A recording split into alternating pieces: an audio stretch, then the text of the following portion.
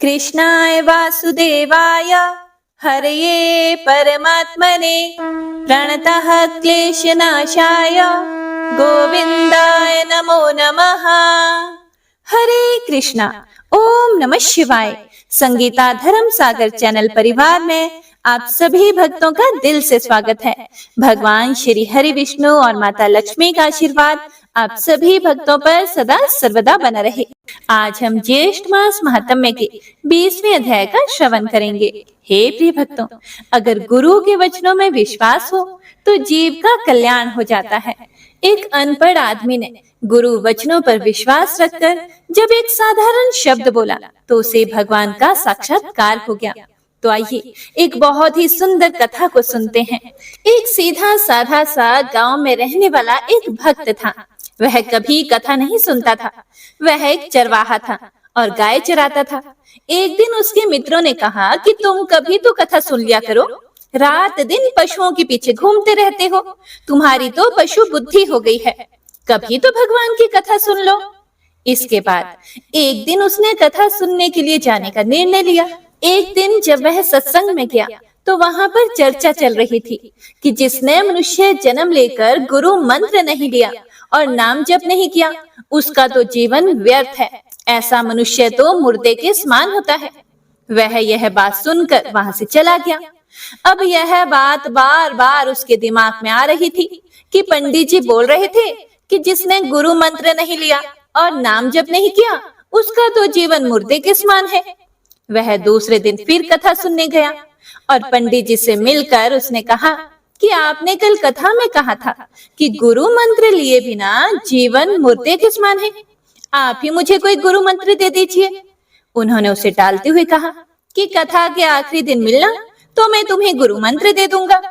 कथा के आखिरी दिन पंडित जी कथा करने के बाद शौच के लिए लोटा लेकर जा रहे थे। अब वह तो गुरु मंत्र लेने के लिए आतुर था, तो वह भी उनके पीछे पीछे चल दिया। उसने कहा कि हे पंडित जी, इतने दिन से आप मुझे अपने पीछे घुमा रहे हो, अब तो मुझे गुरु मंत्र दे दो। हे प्रिय भक्तों, अब देखिए पंडित जी को तो शौच के लिए जाना था, तो उन्होंने उसे फटकारते हुए कहा धत गपोचन। उसे लगा कि वही मंत्र है। उसने कहा जय हो गुरुदेव और पंडित जी को प्रणाम करके वह अपने घर चला गया। अब घर आकर उसने अपने परिवार वालों से कहा कि आज से मेरा गाय चराना बंद है, अब मुझे गुरु मंत्र मिल गया है, अब तो मैं भजन करूंगा, अब मेरा जीवन मुर्दे के समान नहीं रहेगा। और वो वहां बैठ गया और धत गपोचन जपने लगा। अब इसमें ना कोई भगवान का नाम है और ना ही कोई यह मंत्र है। उसकी ऐसी लगन लगी कि वो हर समय बस यही जपता रहता। श्री कृष्ण जो बड़े बड़े मुनियों के ध्यान में नहीं आते, वह सरल और भोले भक्तों को आसानी से मिल जाते हैं। हे प्रिय भक्तों, अब देखिए भगवान श्री कृष्ण का भक्त पर कैसे स्नेह उमड़ता है। भगवान यह सब देख रहे थे और उन्होंने रुक्मिणी जी से कहा कि चलो आज एक भक्त के दर्शन करने चलते हैं। रुक्मिणी जी ने कहा कि बहुत दिनों बाद आज आपको किसी भक्त की याद आई है, जरूर कोई बहुत बड़ा भक्त होगा। रुक्मिणी जी साधारण वेश में भगवान के साथ गई। जब वे दोनों गांव में गए तो भगवान ने रुक्मिणी जी से कहा कि पहले आप जाकर उनसे मिलकर आएं। वो भक्त तो बैठकर धत गपोचन जप रहा था। फिर रुक्मिणी जी सोचने लगी कि ये भगवान का कौन सा नाम है जो ना तो विष्णु सहस्त्र नाम में है और ना ही गोपाल सहस्त्र नाम में। उन्होंने आवाज लगाकर पूछा कि यह तुम कौन सा भजन कर रहे हो और किसका भजन कर रहे हो। वो तो अपना जप करता रहा और चुप रहा। फिर उन्होंने फिर से पूछा कि तुम किसका भजन कर रहे हो। 2-3 बार पूछने के बाद उसको गुस्सा आ गया और उसने गुस्से में जवाब दे दिया कि मैं तुम्हारे पति का भजन कर रहा हूँ। रुक्मिणी जी वापस आई और प्रभु से कहने लगी कि बहुत जानकार भक्त है, मैं तो इतना छुप कर गई थी, फिर भी वो मुझे पहचान गया। भगवान ने कहा कि हाँ, तभी तो हम इसके दर्शन करने आए हैं। हे प्रिय भक्तों, रुक्मिणी जी ने भगवान से कहा कि आप उस भक्त के दर्शन बाद में करना, पहले मुझे ये बताओ कि वह आपका कौन सा नाम जप कर रहा था जो मुझे भी नहीं पता। फिर भगवान ने कहा यह नाम तो मुझे बहुत प्यारा है, यह मेरा ब्रज का रखा हुआ नाम है। मेरा यह नाम मैया ने रखा था। एक दिन मैं अपने सखाओं के साथ मिलकर चोरी चोरी माखन खा रहा था और उन्हें भी खिला रहा था। इतने में मैया और गोपीजन आ गई और उन्होंने कहा कि कन्हैया, यह तुम क्या कर रहे हो? अब मैंने देखा कि हम तो फंस गए। मैंने कहा कि हे मैया, मैंने देखा कि माखन में चींटियां लगी हुई है, मैं चींटी निकाल रहा था। मैया ने फिर पूछा कि तुम्हारा पूरा हाथ माखन से क्यों सना हुआ है? तब मैंने मैया से कहा कि चींटी अंदर चली गई तो मुझे भी मटकी में हाथ डालना पड़ा। फिर मैया ने पूछा कि तुम्हारे मुंह पर माखन कैसे लगा? फिर मैंने कहा, एक मक्खी बार बार उड़कर मुझे परेशान कर रही थी, तो मैंने अपने हाथ से उसे मारने की कोशिश की तो मक्खन वाला हाथ मेरे मुंह पर लग गया। मैया समझ गई कि मैं अपनी चोरी छुपा रहा हूँ और उन्होंने कहा, धत गपोचर। प्रभु ने रुक्मिणी जी से कहा कि यह मेरा उस समय का रखा हुआ नाम है। हे प्रिय भक्तों, गुरु वचनों पर विश्वास रखें और उनकी आज्ञा का पालन करें। देखिए, एक अनपढ़ आदमी ने गुरु वचनों पर विश्वास रखकर जब एक साधारण शब्द बोला तो उसे भगवान का साक्षात्कार हो गया। भगवान तो सर्वलोक महेश्वर और सर्वज्ञ हैं। वे हर अक्षर में विराजमान हैं। फिर राधा नाम तो स्वयं हरि जपते हैं। राधा नाम तो परम प्रेममय है। जब उस व्यक्ति ने विश्वास करके धत गपोचन जपा तो उसे रुक्मिणी जी और द्वारिकाधीश भगवान दर्शन देने आ गए।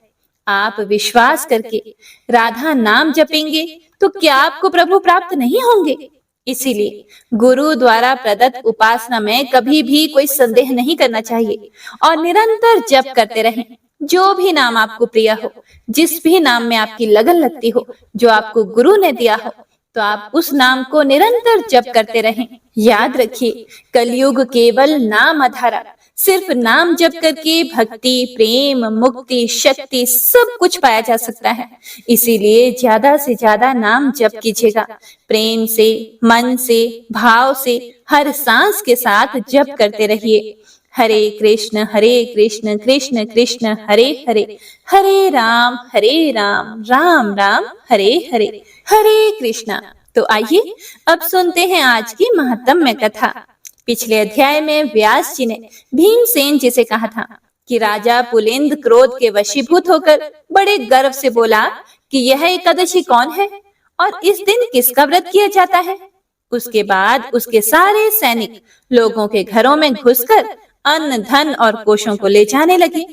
तब समस्त पूर्ववासियों को उस दिन सूर्यास्त तक ना तो जल मिला और ना ही कंदमूल और फल प्राप्त हुए। इस तरह से उन सब का निर्जला एकादशी का व्रत हो गया। यह देखकर भगवान श्री हरि विष्णु ने विचित्र सेना बनाई, जिसमें रात में ही पुलिंद की समस्त सेना को मार डाला और अंत में राजा पुलिंद भाग गया और भगवान विष्णु भी अपने लोक को चले गए। प्रातः काल जब सभी पूर्ववासियों ने वहां पर शत्रुओं की सेना को नहीं देखा तो उसे स्वप्न समझते हुए व्रत का पालना करने का निर्णय लिया और भगवत प्रिय कार्य करने लगे। तो आइए अब सुनते हैं इससे आगे का वृतांत।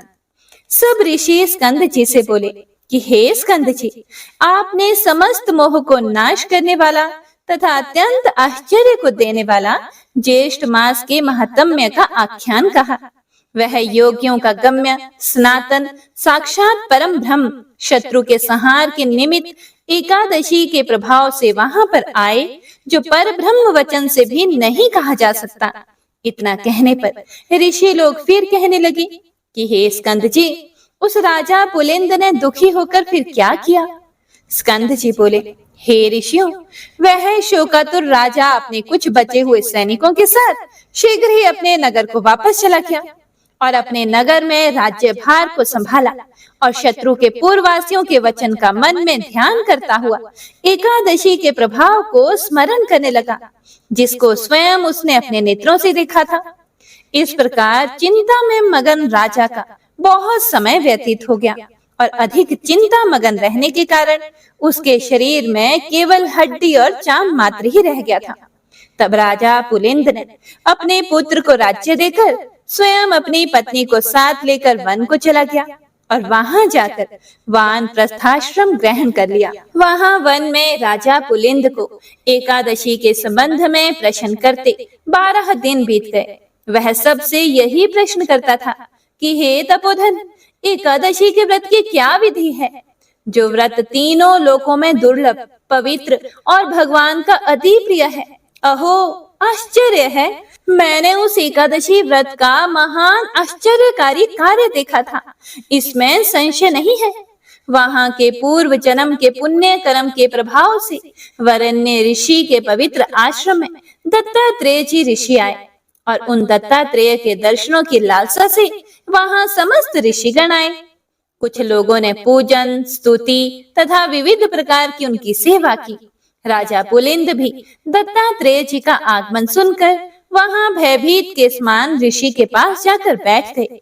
प्रधान ऋषियों के चले जाने पर राजा पुलिंद दत्तात्रेय जी के पास गए और दंडवत कर दूसरे विंध्याचल पर्वत की तरह पृथ्वी पर गिर गए। दत्तात्रेय जी राजा से बोले कि हे सौम्य, उठो उठो, तुम कौन हो और किस लिए यहाँ आए हो? तुम्हारे दुख का जो भी कारण है उसको तुम मुझसे कहो। दत्तात्रेय जी के ऐसे मधुर वचनों को सुनकर अत्यंत दुखी होकर वह पुलिंद राजा नहीं उठा। तब उस राजा को दत्तात्रेय जी ने स्वयं अपने हाथों से उठाया। जब श्रेष्ठ पुलिंद ने उठकर दत्तात्रेय जी को अति सुंदर हृदय जानकर कहा कि हे जगदीतल, मैं विख्यात राजा पुलिंद हूँ।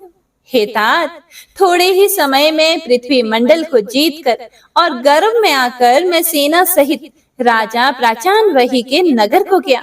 वहां जाकर उस विष्णु भक्त राजा के नगर को पीड़ित करने पर कोई ग्रामवासी मेरे पास आया और मुझसे प्रार्थना करने लगा कि आज श्री हरि का पवित्र दिन है, आज और कल 2 दिन के लिए उस राजा के विषय में क्षमा करें, क्योंकि समस्त नगरवासी व्रत में लीन हैं। उस ग्रामवासी की बात सुनकर मैंने गर्व में होकर क्रोध से उसके वचनों का अपमान किया। उसके वचन मेरी बुद्धि और मति को गर्व से ना छुड़ा सके। इसके पश्चात सूर्यास्त हो जाने पर असंख्य विष्णु दूत अनेक रूपों में वहां आकर युद्ध करने लगे। उन विष्णु दूतों ने समुद्र के समान मेरी समस्त सेना को भक्षण कर लिया। अपने प्राण मात्र रह जाने पर हम लोग भाग कर अपने नगर में आ गए।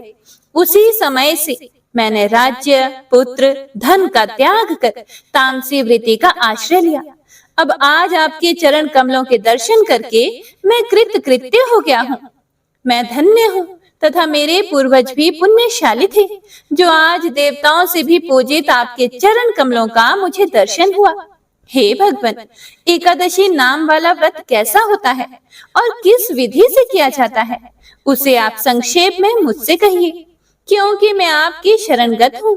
अन्यथा मैं शल्य के समान अपने प्राणों का त्याग कर दूंगा।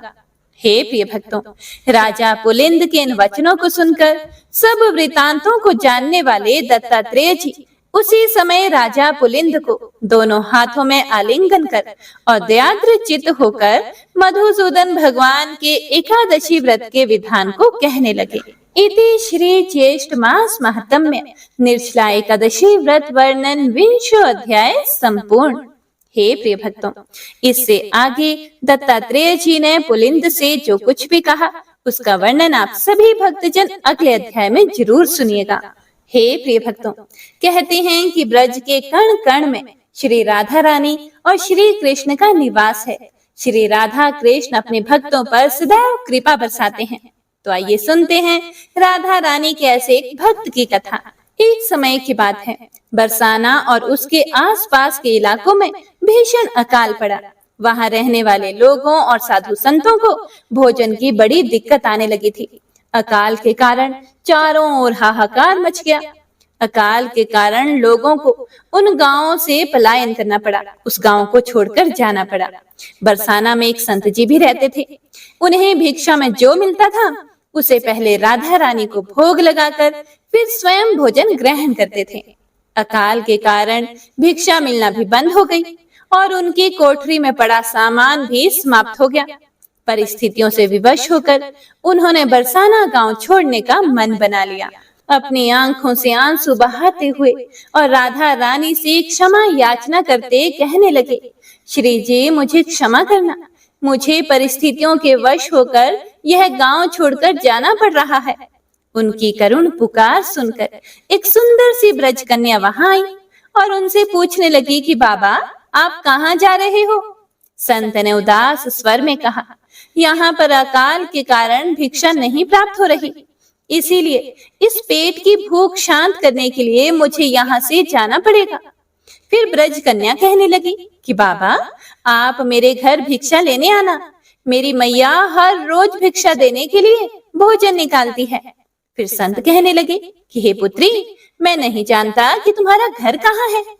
फिर ब्रज कन्या बोली कि बाबा मैं वैद्य श्रीधर की पुत्री राधा हूँ, आप वहां जाकर कहना कि जो आले में भोजन पड़ा है वह मुझे भिक्षा में दे दो। अब संत जी ब्रज कन्या के बताए पते पर वैद्य जी के घर पहुंच गए। भिक्षा के लिए उन्होंने आवाज लगाई। फिर वैद्य जी बाहर आए और कहने लगे कि बाबा आज तो हमने भिक्षा नहीं निकाली। फिर संत ने उन्हें बताया कि मुझे आपकी पुत्री राधा ने यहाँ भेजा है, उसने कहा था कि माँ ने आले में भोजन रखा है। फिर वैद्य जी ने आश्चर्य से संत जी को बताया कि मेरी पुत्री राधा की मृत्यु तो कई वर्षों पहले हो गई थी। वैद्य जी ने संत के कहने पर आले में देखा तो वहां पर भांति भांति के भोजन रखे हुए थे। वैद्य जी की पत्नी कहने लगी कि मैंने तो कभी भी यहाँ पर कोई भोजन नहीं रखा। वैद्य जी जान गए कि यह श्री राधा रानी की कृपा है। वैद्य जी ने बड़े चाव और प्रेम से संत जी को भोजन करवाया।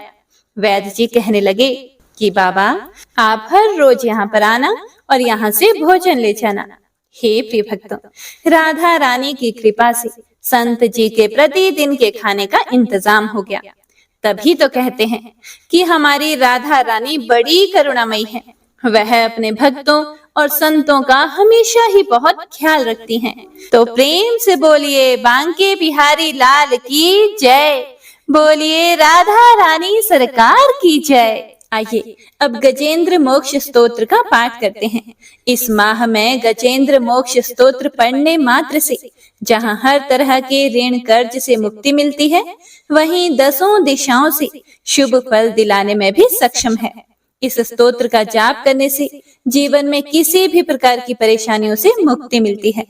श्रीमद् भगवत गीता के 3रे अध्याय में गजेंद्र स्तोत्र पढ़ने को मिलता है। इस स्तोत्र में हाथी और मगरमच्छ के साथ हुए युद्ध का वर्णन किया गया है और गजेंद्र जब युद्ध से हार जाता है तो भगवान श्री हरि विष्णु का ध्यान करके उनकी स्तुति करता है और उसकी स्तुति से प्रसन्न होकर भगवान श्री हरि विष्णु आते हैं और उसे मोक्ष प्रदान करते हैं। और हे प्रिय भक्तों, इस पाठ को करते समय अगर हम अपने मन में यह भावना रखें कि हे श्री हरि विष्णु, हे मेरे प्रभु, जिस प्रकार से आपने गजेंद्र को परेशानी से बाहर निकाला, उसी प्रकार से हमें भी हमारी परेशानियों से बाहर निकालिए, तो यकीन मानिए निश्चित ही भगवान श्री हरि विष्णु हमारी मदद स्वयं करते हैं। तो आइए अब सच्चे मन से भगवान श्री हरि विष्णु का ध्यान करके इस परम कल्याणकारी स्तोत्र का पाठ करते हैं। जय श्री हरि विष्णु। शुक जी ने कहा कि बुद्धि के अनुसार पिछले अध्याय में वर्णन किए गए रीति से अपने मन को नियंत्रित करके और हृदय को स्थिर करके गजेंद्र अपने पिछले जन्म में याद किए गए सर्वोच्च कार्य और बार बार जप किए जाने वाले स्तोत्र का जाप करने लगा।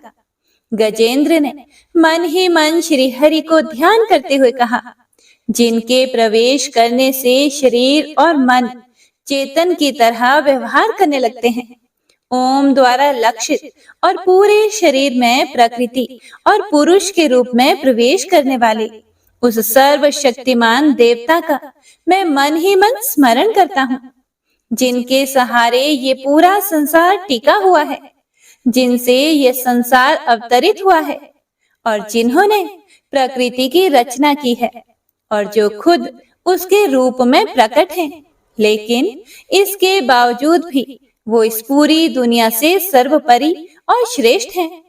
ऐसे अपने आप और बिना किसी कारण के भगवान की मैं शरण में जाता हूँ और अपने संकल्प शक्ति के बल पर अपने ही स्वरूप में रचित और सृष्टि काल में प्रकट एवं प्रलय में अप्रकट रहने वाले इस शास्त्र प्रसिद्धि प्राप्त कार्य कारण रूपी संसार को, जो बिना कुंठित दृष्टि के साक्ष्य रूप में देखते रहने पर भी लिप्त नहीं होते, चक्षु आदि प्रकाशकों के परम प्रकाशक प्रभु, आप मेरी रक्षा करें।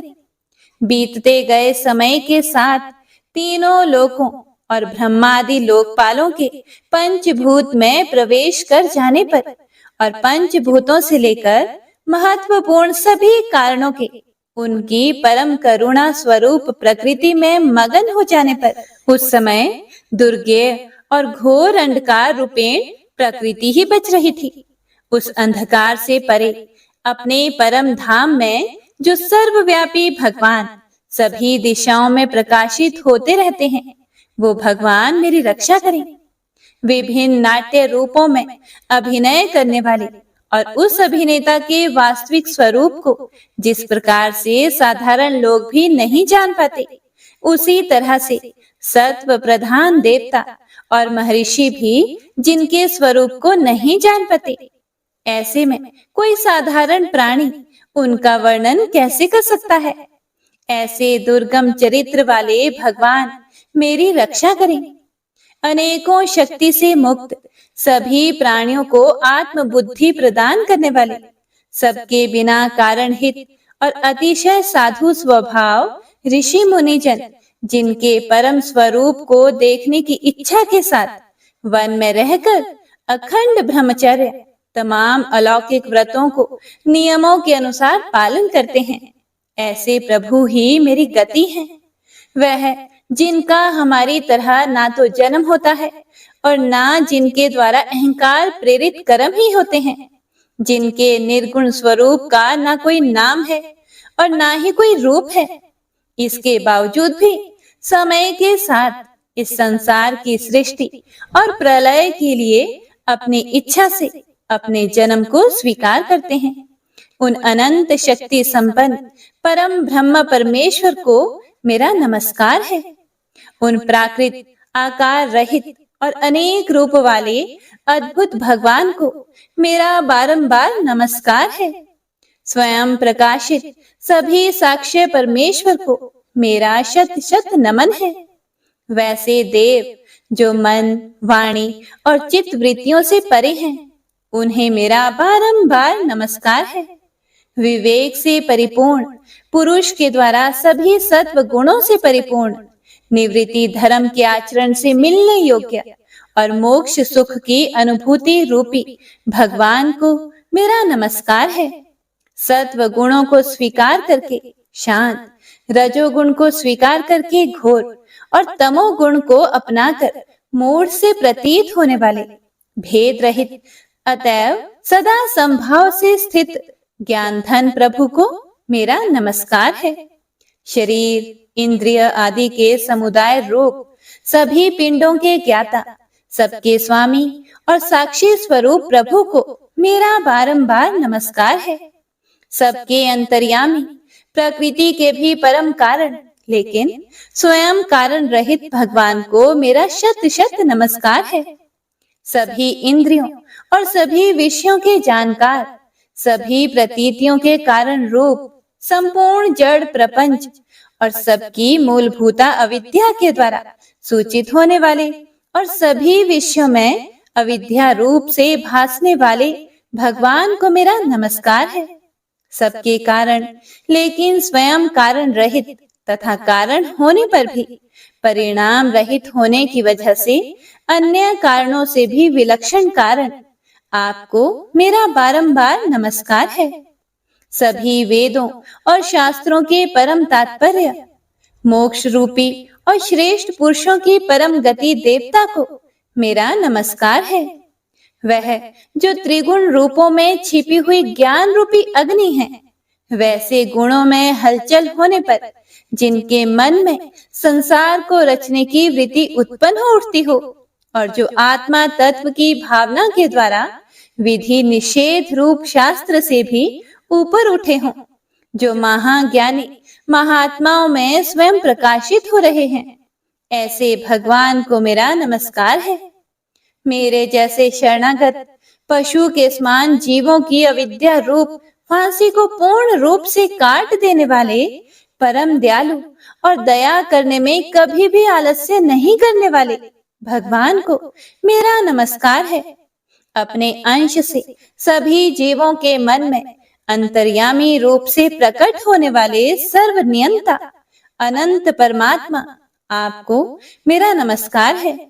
जो शरीर, पुत्र, मित्र, घर और संपत्ति सहित कुटुंबियों में अशक्त लोगों के द्वारा कठिनाई से मिलते हों और मुक्त पुरुषों के द्वारा अपने हृदय में निरंतर चिंतित ज्ञान स्वरूप सर्व समर्थ परमेश्वर को मेरा नमस्कार है।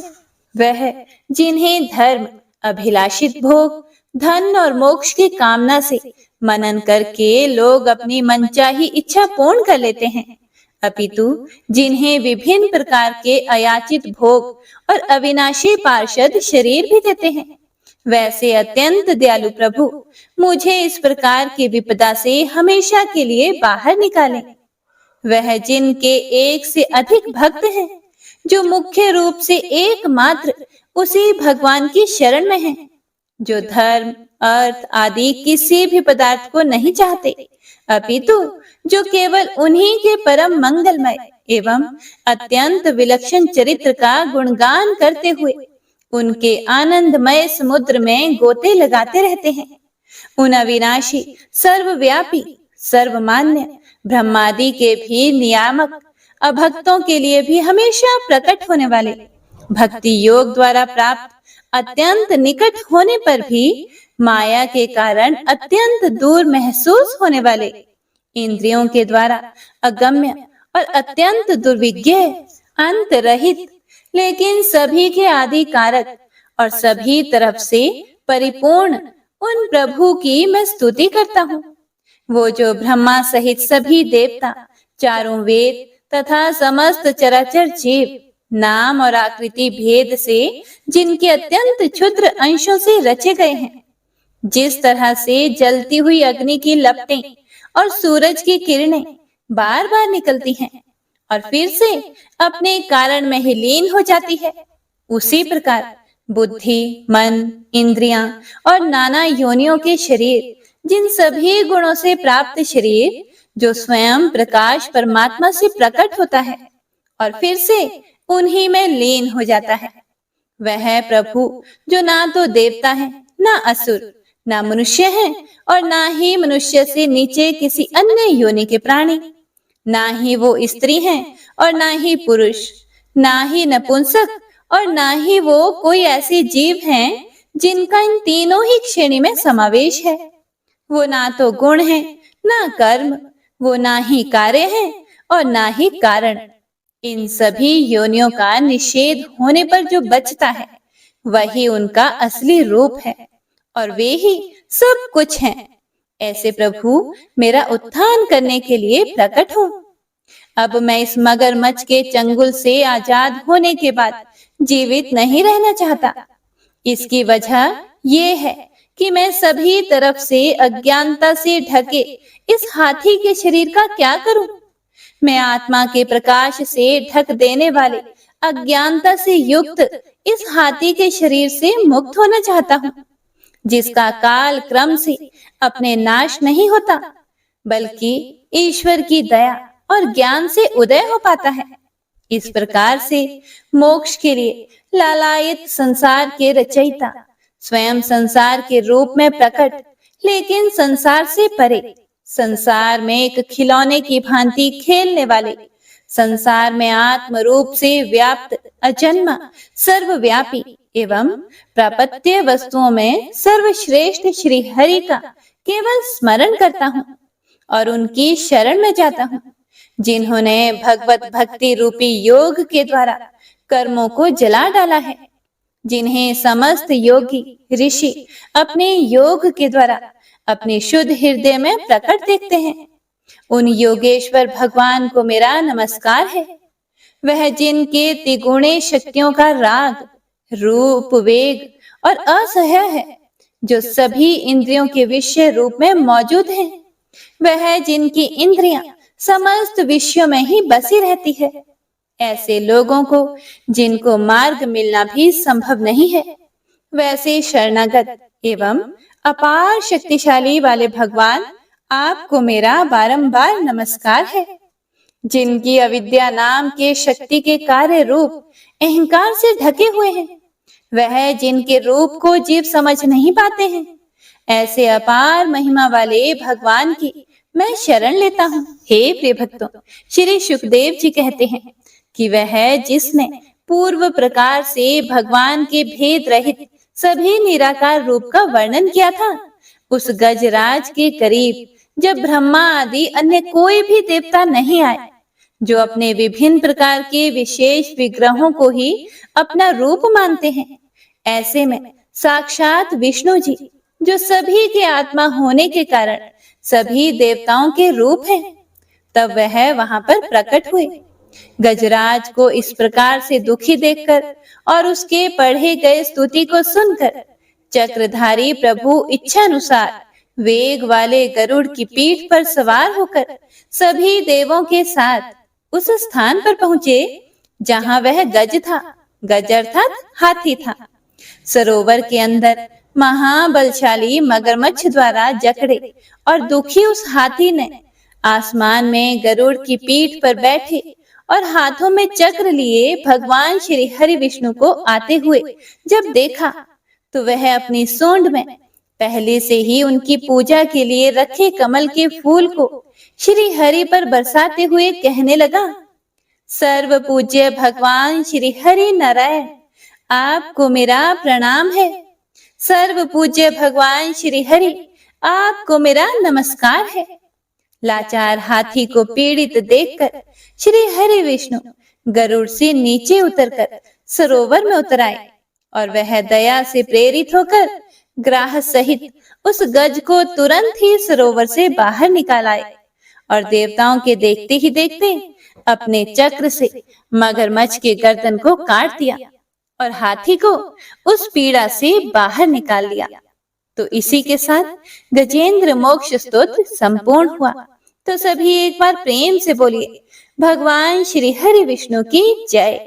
बंशी शोभित कर मधुर नील जलद तन श्याम, अरुण अधर जनु बिंब फल नयन कमल अभिराम, पूर्ण इंद्र अरविंद मुख पीतांबर शुभ साज, जय मन मोहन मदन छवि कृष्ण चंद्र महाराज। जय यदुनंदन जय जगवंदन, जय वसुदेव देवकी नंदन, जय यशोदासुत नंद दुलारे, जय प्रभु भक्तन के दृग तारे, जय नट नागर नागन थैया कृष्ण कन्हैया धेनु चरैया, पुनि नख पर प्रभु गिरिवर धारो, आओ दीनन कष्ट निवारो, वंशी मधुरे अधर धर तेरे, होवे पूर्ण मनोरथ मेरी, आओ हरि पुनि माखन चाखो, आज लाज भारत की राखो, गोल कपोल चिबुक करुणारे, मृदु मुस्कान मोहिनी डारे, रंजित राजीव नयन विशाला, मोर मुकुट वैजंती माला, कुंडल श्रवण पीत पटाछे, कटि किंकणी काछन काछे, नील जलज सुंदर तनु सोहे, छवि लख सुर नर मुनि मन मोहे, मस्तक तिलक अलक घुंघराले, आओ कृष्ण बांसुरी वाले, करि पय पान पूत नहीं तार्यो, अका बका का सुर मार्यो, मधुवन जलत अग्नि जब ज्वाला, भय शीतल लखि तहि नंद लाला, सुरपति जब ब्रज चढ़े और साई, मोसर धार वारी वर्षाई, लगत लगत ब्रज चहन बहायो, गोवर्धन नखधारी बचायो, लखी यशोदा मन ब्रह्माधिकाई, मुख मह 14 भुवन दिखाई। दुष्ट कंस अति उधम मचायो, कोटि कमल जब फूल मंगायो। नाथी काली यही तब तुम लीन है, चरण चिन्ह दई निर्भय कीन है। करि गोपिन संग रास विलासा, सबकी पूर्ण करी अभिलाषा। केतिक महासुर संहार्यो, कंस ही केस पकड़ी दई मार्यो। मात पिता की बंदी छुड़ाई, उग्रसेन कहा राज दिलाई। मही से मृतक चाहो सुतलायो, मातु देव की शोक मिटायो। भौमासुर मुरे दैत्य सहारी, लाए 68 सहस कुमारी। दई भी नहीं तृण चीर सहारा, जरा सिंधु राक्षस कह मारा। असुर बकासुर आदिक मार्यो, भक्तन के तब कष्ट निवार्यो। दीन सुदामा के दुख टार्यो, तंदुल 3 मूठ मुख डार्यो। प्रेम के साग विदुर घर मांगे, दुर्योधन के मेवा त्यागे। लखी प्रेम की महिमा भारी, ऐसे श्याम दीन हितकारी। भारत के पारथ रथ हाके, लिए चक्र करे नहीं बलता के। निज गीता के ज्ञान सुनाए, भक्तन हृदय सुधा वर्षाए। मीरा थी ऐसी मतवाली, विष पी गई बजा कर ताली। राणा भेजा सांप पिटारी, शालिग्राम बने बनवारी। निज माया तुम विधि दिखायो, उरते संशय सकल मिटायो। तब शत निंदा करि तत्काल, जीवन मुक्त भयो शिशुपाला। जब ही द्रौपदी टेर लगाई, दीनानाथ लाज अब जाई। तुरत ही वसन बने नंदलाला, बढ़े चीर भई अरि मोह काला। असनाथ के नाथ कन्हैया, डूबत भंवर बचावत नैया। सुंदर दास आसुर धारी, दया दृष्टि कीजे बनवारी। नाथ सकल मम कुमति निवारो, क्षमहु बेगी अपराध हमारो। खोलो पट अब दर्शन दीजिए, बोलो कृष्ण कन्हैया की जय। बोलो कृष्ण कन्हैया की जय। बोलो कृष्ण कन्हैया की जय। यह 40वां कृष्ण का पाठ करे उरधारी, अष्ट सिद्धि नवनिधि फल, लहे पदारथ चारी। जय श्री कृष्ण।